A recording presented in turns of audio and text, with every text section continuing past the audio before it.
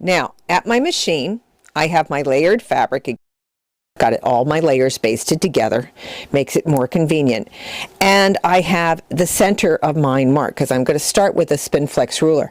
Now, in order to stick with the Spin-e-fex ruler, you do get a thumbtack.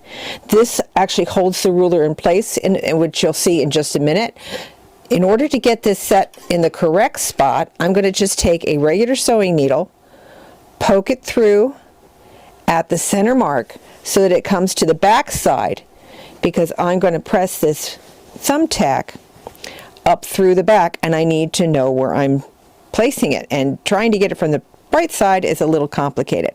So I'll just remove the needle out, press the thumbtack through where the needle left a small mark so I can see it, and there's my thumbtack marked right in the center where I wanted it to be. Now, the ruler I'm going to use is Simplex, it's number 36, and it's got a nice opening here. It also has markings. This is the opening or shape we're going to be using.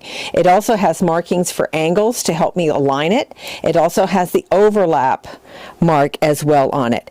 And the small little hole right here between the A and the B is where goes right over the top of my thumbtack.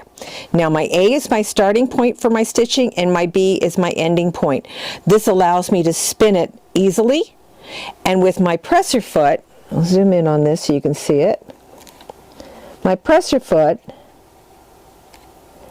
actually has markings directly in front of the needle depth on the right and the left, and it's hard to see from your angle, but there is a mark on the back of the ankle itself that shows the center in the back behind the needle. So it gives me all my markings. Now to attach the ruler, I'm going to slide the little hole that's in the ruler over top. Let's see if we can back this up. I'm going to slide the little hole that's in the ruler over top of my thumbtack. You don't want to stick your finger through it, and don't worry, it'll slide under the foot fine. Now I do have my standard bobbin case. I have my purple needle in my machine, okay, and I am working with a finer thread. This happens to be a micro quilter. It's 100 weight. I like the result of it. It gives me, rather than the stitching, it gives me the quilting look that I'm after. You can choose whichever thread you prefer. Rulers allow you to stitch in any direction, but so that you can see what I'm doing, I'm going to turn it so I'm stitching off to the right. Center line off the point of my shape, and I'm going to place that along one of my marks. Okay, remember the base is already held in place by the thumbtack. Pull that thread to the side. Now, when I did load my bobbin, I did not cut the bobbin thread. I left it long, and you'll see why in a minute. I'm going to drop my presser foot down.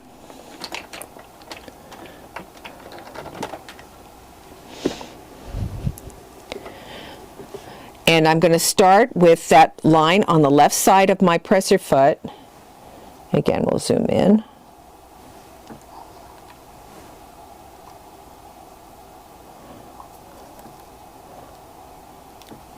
I'm going to start with the left line on my presser foot aligned to the A position on my ruler. And we're going to start our stitching. Now, to hold the ruler, use your fingertips to hold it, and you're going to move the whole fabric with the ruler. I've added some gripper tape to the bottom of my ruler to make it a little easier to keep it from sliding. So I'm going to step on my foot control. It takes one stitch, move my machine slightly to the right, and pull my bobbin thread to the surface. If I can get it out.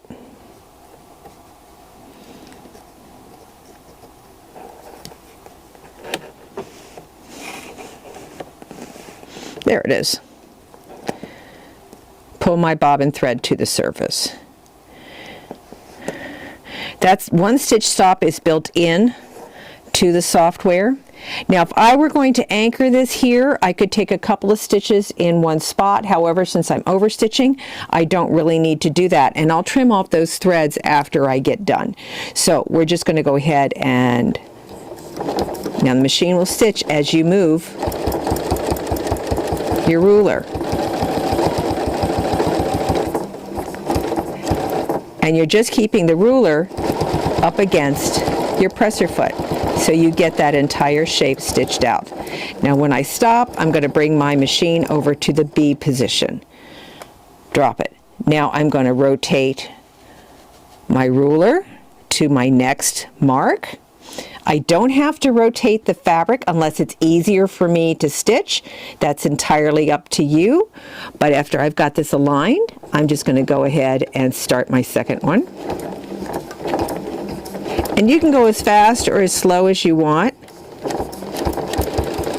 With the ASR attached, it's keeping my stitches regulated.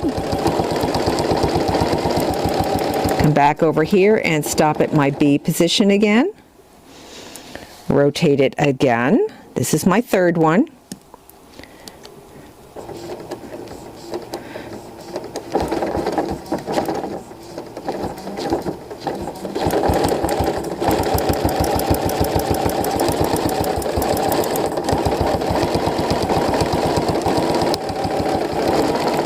Again, I'm going to end at that B position.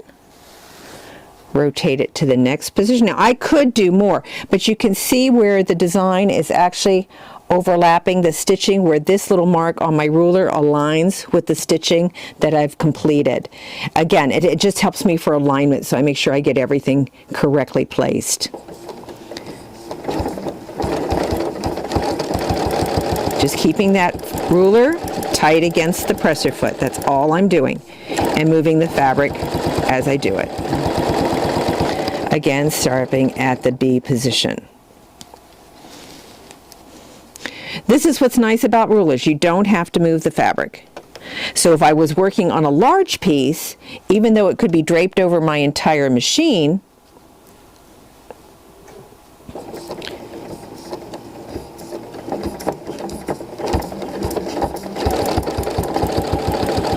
and I went the wrong way.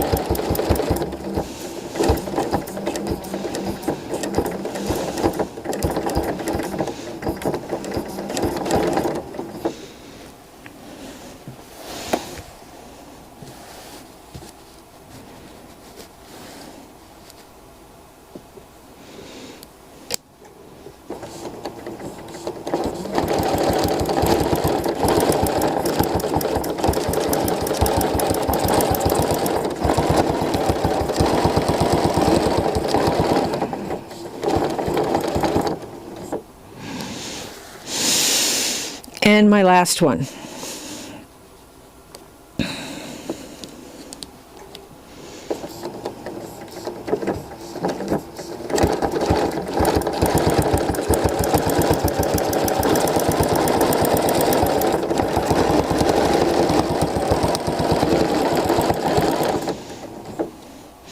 And now I can use my clip my threads.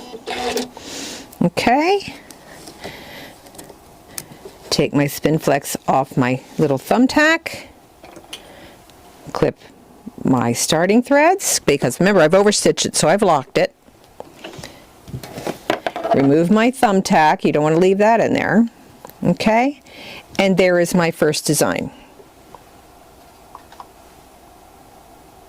So I've got my first quilting done on my piece.